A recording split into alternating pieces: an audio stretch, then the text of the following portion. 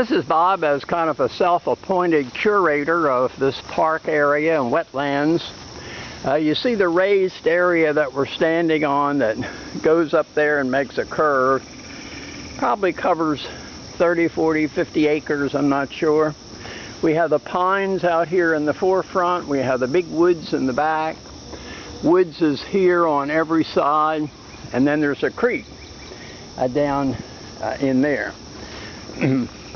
I'm usually the only one here. I take a hike every morning through the area, and I was surprised to see a big tree that somebody had whacked with an axe lying across the trail and branches everywhere.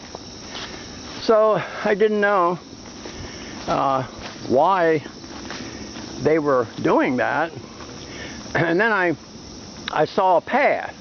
So I'm going to follow that path and show you what I found. This is some old big tire and wheel from long ago, from an 18-wheeler it looks like. As we go down in here, and these pines are really 3 years old. 3 years ago this was all flat level where the county had graded it. And it was just a flat open field, and then all these pines grew up and other trees in between. And now I notice somebody else has come on the scene, and what they've done is made a little fire pit, cut a lot of the trees down, it looks like, to make this clearing, even though there was a clearing further back if they had just walked in a little ways. So they got a big log, I guess, to sit on, and they got their fire pit. Got a lot of wood over there that they can burn. This thing has been put in the ground not very sturdy, and the sun is just coming up on this morning. I suppose now it's probably close to 8 o'clock in that area. And they cut a tree down here, you can see, and they build a fire and have a little campfire every night, I guess. So I'm going to make my way back out of here, the path that they created. I had cut a number of paths through the pines in a checkerboard arrangement and built 5 forts, all kind of concealed within the pines. And as I say, I had never seen anybody here, but now we got somebody building a campfire, so they must come down here at night. And coming back up to the rise, the county mows this a couple times a year, and I'm going to just make my way down to the creek to show how close it is. And one of the family members lives on one side of this county property, another lives on another side, and I live on a third side, so it makes a interesting arrangement. And so we're coming through here. This is the property that had all the tree damage, and I made a couple videos about it. And I spent a lot of time this week clearing the hillside on the other bank. This is the stream at this point, looking north, and looking over to the east, looking down to the south. I've of course just come in from the west, and I'm able to climb over this log, walk across the creek, go up the bank, and do any work that I want to do over there. And then they bring a bobcat in that they use to initialize the clearing. They've still got a lot of work to do, and they indicate they're going to come back today or tomorrow and try to finish up the job. They're charging $5,000 to remove the tree, which when it went down took about 5 other trees with it. This big elephant vine over there is what I've tackled because it had encroached upon this property and was pretty much taking over everything, and I cleaned that out in a number of sessions.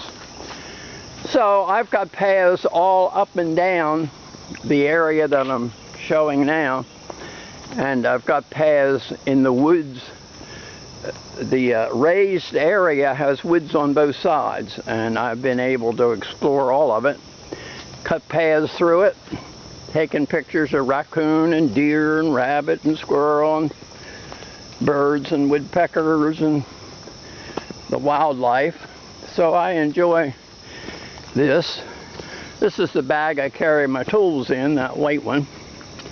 And as I surface back up here, I'm again looking north here on top, looking south there, and we just went to the west in that new path a short while ago. So I'll pick up my gloves and grab my tools and start making my way around this curve just to show the curvature of it. Again, I'm the self-appointed curator of checking out the area, and I put up my camera and take pictures of the wildlife, then come down each morning and check on it. I really prefer to get the animals in the daylight, because at night all you get is their eyes and a black background with a white image on it, and that's not satisfactory. These trees are huge. Many of them have fallen. There's 6 trees that have fallen down just this summer. I would come down here in the morning, come the next day, and here's a tree down. And not because of any storms, but I guess just because they've served their purpose, and in God's providence it's time for them to fall. So fall they do. And one of them goes right across the path up here.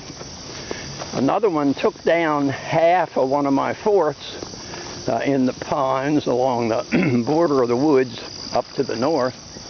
And I'm down here to the south now, continuing my walk on the path. Again, you can see trees on both sides. And yesterday, I came in here and cut a path through the grass, because the grass grows fast even though the county had mowed it probably a month ago. I've cut a number of openings on both sides. I think I have 12 or 13 openings that go down, and then they go to a stream, and that stream is about 60 yards in there, and then it empties into the creek. So I know the lay of the land pretty good, because like I say, every day this is where I take my walk. And I carry my tools along and clean my paths. They've actually grown up, and did it in about 2 or 3 weeks.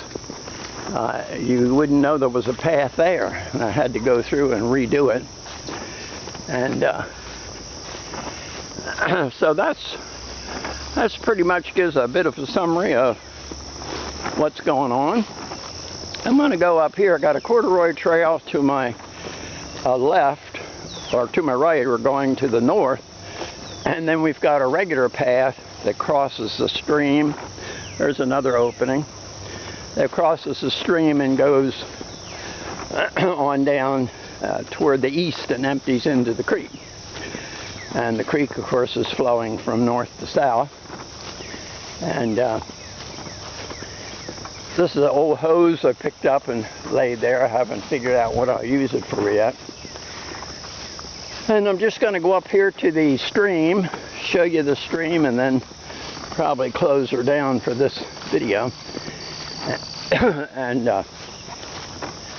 the county actually put in some stones here years ago, so they can, I guess when they did this project, so they can climb up this hill. Many times the equipment almost spins their wheels trying to cross this creek and go up on either bank. I've cut a trail here, and that one follows the stream all the way down to the creek. And I'll wade across the stream here. This is a tree that just fell.